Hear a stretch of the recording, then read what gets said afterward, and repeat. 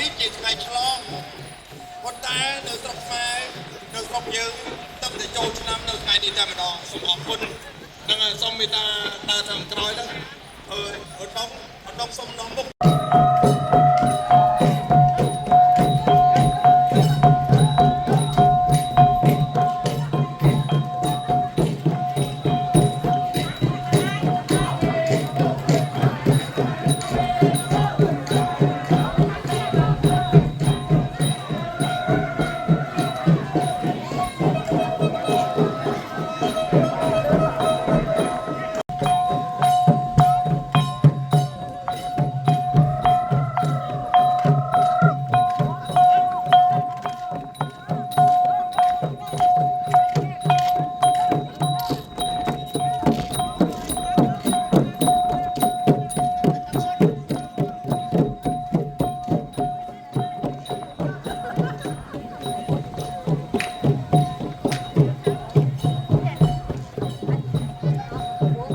បាទសាទរបាទអរគ្នាបងប្អូនគ្នា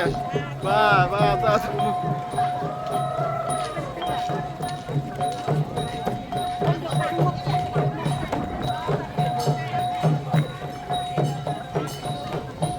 បាទបងប្អូនចង់ឃើញសើចកូនខ្មែរក្រៅស្រុក Facebook បានឃើញបាទ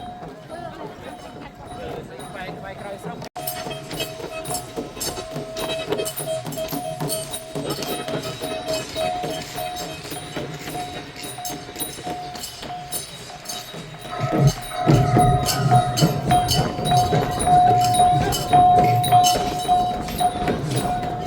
ូមអនុមោទនាញាតិញោមអើយដង្ហែព្រះពុទ្ធអង្គណាសូមអនុមោទនាសូមមជ្ឈិសតវិជ្ជាសាធុព្រមគ្នាណាញោមណានឹងការដង្ហែទាំងអស់ណាសូមអរគុណអរមេត្តាហើយដងចាត់ចែងខាងនេះដង3ជុំយើងនាំចូលមកដល់ដងដល់ពេលនាំចូលមកក្រុមរាយ៉ាងសូមលេខថ្វាយព្រះមកវត្តមកខាងមុខបង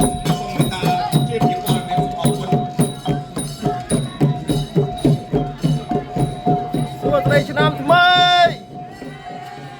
សួស្តីឆ្នាំថ្មី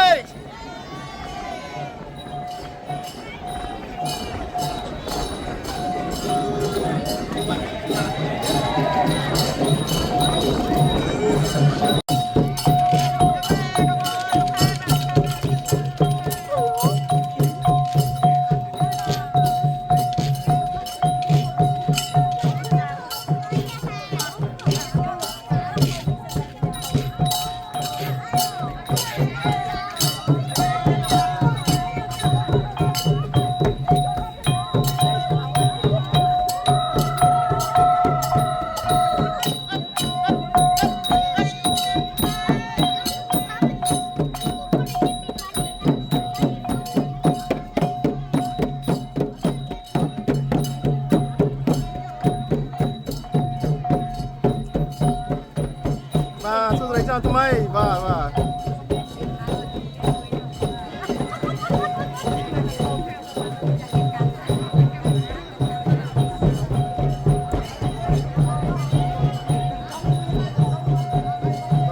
សួស្តីឆ្នាំថ្មីបងប្អូនគ្នាបាទកុំភ្លេចកូនខ្មែរក្រៅស្រុកនឹងមើលឃើញបងប្អូនគ្នាបាទបង